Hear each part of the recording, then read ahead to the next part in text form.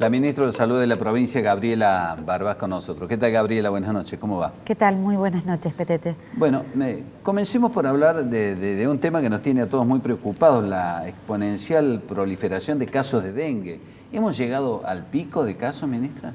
Mire, poder confirmar desde el punto de vista epidemiológico cuándo va a ser exactamente el pico, cuando sabemos que dependen varias variables y para eso también están los modelos matemáticos, uno esperaría que entre esta semana y la semana que viene o las próximas no más de 2 semanas ya estemos en el punto máximo del número de casos.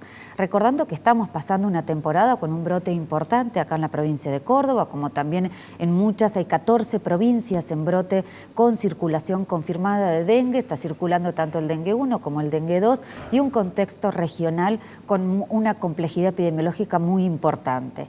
Entonces, sabiendo que los principales bases de abordaje del dengue es, primero, sin ninguna duda, la consulta temprana y oportuna, no automedicarse, fiebre, malestar general, consultar rápidamente al médico justamente para detectarlo en los primeros días y evitar que llegue el paciente ya desmejorado con varios días de evolución y esta estrategia de prevención combinada, es decir, tanto la estrategia de descacharrado, es decir, el ordenamiento de nuestros patios, evitar cualquier lugar que acumule agua, que ahí puede crecer el mosquito, más la protección con repelente, todo lo que ya los ciudadanos los conocemos, sumado a la estrategia de fumigación que se aplica en el control de brote, la fumigación intra y peridomiciliaria y la espacial en los barrios en donde estamos trabajando, conteniendo cada uno de los casos. Ahora, ¿la fumigación es la solución? No, la fumigación forma parte, es una parte de solución en conjunto con las otras medidas. Imaginémonos que en la fumigación va a matar el mosquito adulto que se encuentra en ese momento. Entonces, pasadas unas horas, si no tenemos corto el pasto, si no tenemos reservorios de mosquitos, vuelven a entrar los mosquitos y esos mosquitos pueden vivir, no los matamos, no tienen un poder residual. Por eso decimos que muchas veces la fumigación tiene este doble mensaje que nos da tranquilidad creyendo que ya le eliminamos los mosquitos, cuando en realidad la fumigación es un componente más en conjunto con todas las otras acciones que debemos hacer. Ahora, ¿en qué porcentaje los casos se complican? Hemos tenido 3.000 y pico de casos, hoy mostrábamos un cuadro de cuando arrancamos, 120 y pico de casos hace un mes, 3.000 y pico ahora. ¿Qué porcentaje se complican y qué personas se complican con un cuadro de dengue? Sí, en dengue el porcentaje que se complique, fíjense que llevamos lamentablemente 2 fallecidos, son personas adultas, más de 50 años, con factores de riesgo, en donde también la consulta temprana o la detección temprana acá es fundamental. Fundamentalmente está afectando a la población más activa, entre 14 y 50 años, es decir, tenemos casos de dengue en todas las franjas etarias, pero el 70% está entre 15 y 50 años. Y acá, si bien el grado de casos graves o fatales es muy bajo, está asociado a los extremos de la vida, a la consulta tardía y, por supuesto, a la presencia de comorbilidades. Por eso decimos esto, no nos automediquemos, consultemos rápidamente y más si somos adultos mayores o tenemos niños pequeños en donde el proceso de deshidratación puede ser en días y ya cuando se llega a un estado muy avanzado y eso hace que se desencadene todos los cuadros asociados a lo que es de la definición del dengue grave. Ahora, decimos 3.000 casos de dengue. Esto es simplemente una foto, una aproximación a la realidad. Habrá muchos casos con síntomas leves o asintomáticos que directamente no van al hospital, no van al médico, ¿no? No, totalmente. Esto está dentro de lo que es la vigilancia y los casos que se notifican, por supuesto, pero hablar de estos números cuando en realidad Córdoba venía teniendo en años anteriores, recordemos que el primer gran brote fue en el 2009, después tuvimos en el 2016, después en la temporada 2019-2020 y ahora este otro brote. Hablar en Córdoba de 3.000 casos acumulados desde la primera semana epidemiológica hasta la actualidad es un brote importante, no hay que subestimarlo, es esperable desde el punto de vista epidemiológico y muchos dicen, bueno, si era esperable, ¿por qué no vuelve a pasar? Porque el mundo entero no ha podido combatir el dengue justamente por esta cuestión de la combinación combinada en donde la estrategia de la población, es decir, la comunidad está en el centro de las medidas de prevención más allá de las sanitarias. Gabriela, ¿qué está pasando en los hospitales? ¿Cómo está el conflicto con los médicos y los equipos de salud hoy?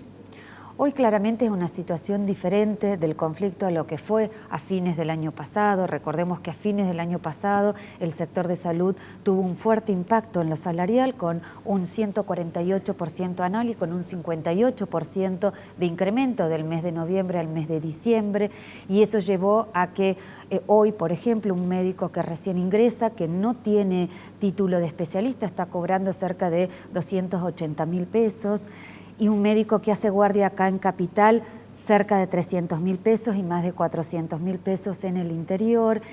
Y a esto se le ha sumado lo que es, mientras que se cierran las mesas de paritaria, la pauta salarial, el 10% en febrero y otro 10% en marzo con respecto a enero. Esto no es la única medida que Salud ha tomado, sino que también se ha incorporado casi 500 personas reforzando cada uno de los servicios y se sigue incorporando personal en las áreas que así se requiera. Se ha pasado de aquellos contratados monotributistas a contrato y se ha terminado, en estos días se están terminando los papeles, tal cual como habíamos dicho, hasta el 31 de diciembre, y el 100% del sueldo del equipo de salud de la 7625 es en carácter remunerativo, es decir, impacto tanto en el aguinaldo como en la jubilación. O sea, hoy usted se atrevería a decir que no hay gente en los equipos de salud abajo de la línea de pobreza. 200.000 pesos. Mire, todo depende también de la carga horaria, del nivel de responsabilidades. Cuando hablamos de equipos de salud de la ley 7625, hoy con la actualización lleva a un sueldo totalmente diferente a lo que era octubre del año pasado. Pero Petete, también hay que contextualizar, estamos en un país con una inflación en donde los sueldos continuamente se deben seguir sosteniendo, y por eso también, mientras que se cierra la pauta salarial, se otorgó el 10% en febrero y el 10% en marzo. Hay muchísimas cosas por hacer, muchísimas cosas por seguir mejorando y por seguir incrementando en salud. Pero nadie puede discutir que todo lo que se viene trabajando en conjunto con los equipos.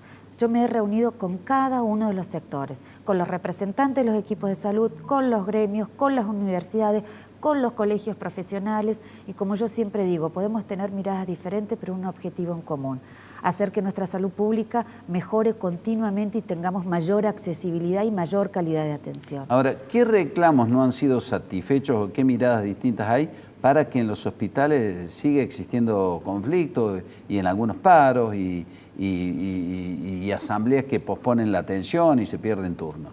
Mire, por un lado está el tema de la pauta salarial de este año, donde el equipo de salud lo que está solicitando es un 75% de incremento de manera semestral, y por ahora, si bien no se ha cerrado, lo que se venía dialogando era de un 40%, pero no, vuelvo a decir, ¿no? Tenemos que recordar el fuerte impacto de la mejora salarial del año pasado. Y esto también voy a contar algo, que cuando uno empieza a comparar el sueldo, por ejemplo, de determinados profesionales, como puede ser una enfermera profesional, como puede ser un médico con X años de antigüedad, cuando uno se compara con otras provincias que uno no se puede comparar, como Santa Fe, Cava, provincia de Buenos Aires o Mendoza, el sueldo de acá, de estos agentes, es más alto que estas otras provincias. Entonces, las diferencias que hoy tenemos son estas miradas. Por supuesto que siempre vamos a querer mejorar continuamente el sueldo de los equipos de salud, pero también hay que contextualizar en la situación que el país está. Y lo otro también que se sigue reclamando es la derogación de la ley de jubilación, que esto no depende del Ministerio de Salud, sino es una estrategia de gobierno. Pero es un severo problema que le paguen a los jubilados 60 días después, porque en 2 meses te comen el 15%, y la verdad que es un golpe al bolsillo muy fuerte, ¿no? Sí, sí, pero como uno escucha y toma este reclamo y lo comparte en otras mesas de trabajo. Y también algo muy importante, hemos presentado a la legislatura la modificación de la ley del equipo de salud, en donde no solamente se jerarquiza y se puede ascender a grupos ocupacionales, sino también es la incorporación de los agentes que están en los hospitales en la 7233 que puedan ingresar a esta ley, que a esos agentes también se le dio el incremento del 40% porque también se lo consideró recurso humano crítico. Entonces, esta nueva propuesta de la ley es un anhelo que hace muchos años los equipos de salud venían reclamando o anhelando de poder modificarla y actualizarla. Gabriela, gracias por haber venido, un gusto. Muchas gracias a usted. Muy bien.